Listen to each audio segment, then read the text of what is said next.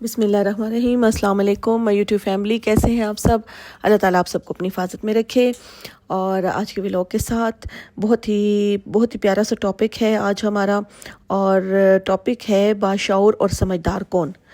باشعور ہونا، سمجھدار ہونا الگ بات ہے۔ عمر سے نہ سمجھداری آتی ہے نہ شعور آتا ہے۔ عمر جو ہے وہ آپ کے سال، ہفتے، دن، مہینے، ان کی گنتی کا نام ضرور ہے، لیکن سمجھداری اور شعور جو ہے وہ ایک الگ چیز ہے۔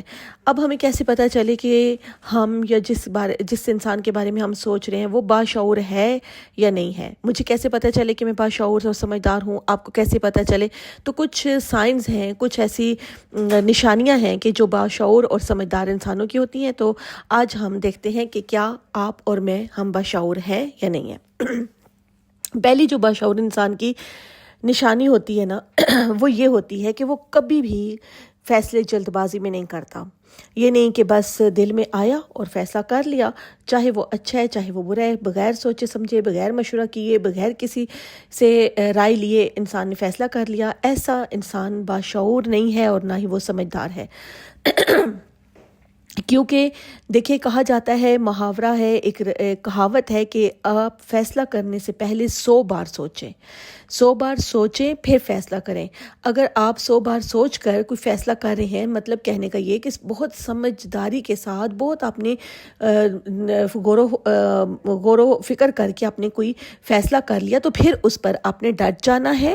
یہ نہیں کہ جلد بازی میں فیصلے کریں اور پھر اپنے فیصلوں کو بدلتے رہیں۔ یہ ایک باشعور اور سمجھدار انسان نہیں ہوتا۔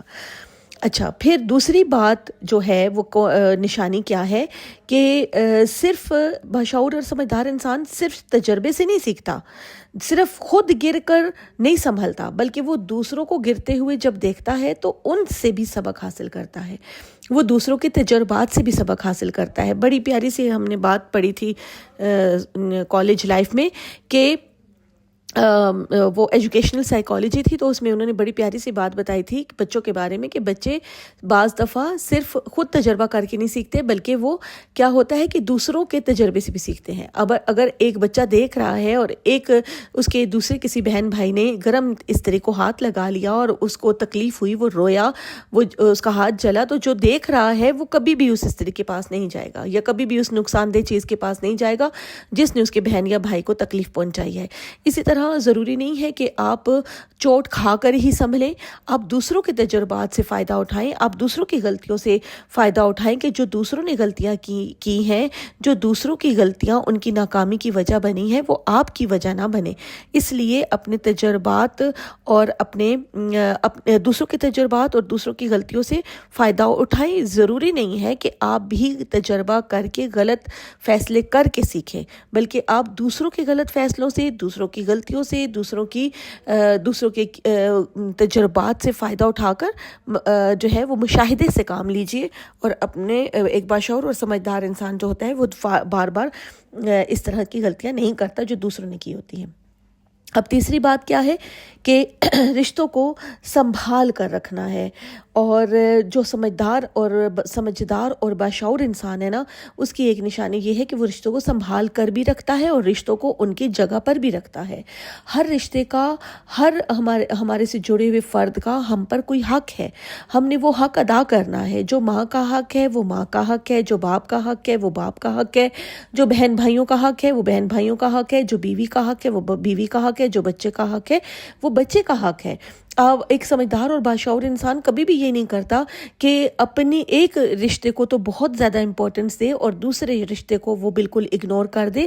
نہ تو ہمیں اسلام اس بات کا سبق دیتا ہے، نہ ہی ہمیں اگر ہم نظر دوڑائیں تو رسول اللہ صلی اللہ علیہ وسلم کی احادیث سے، پاک معصومین کے ارشادات سے ہمیں یہ سبق ملتا ہے کہ ایک رشتے کو خوش رکھنے کے لیے آپ دوسرے رشتے کو دکھی کر دیں، ایک رشتے کو آپ خوش کرنے کے لیے دوسرے رشتے کو آپ اگنور کر دیں۔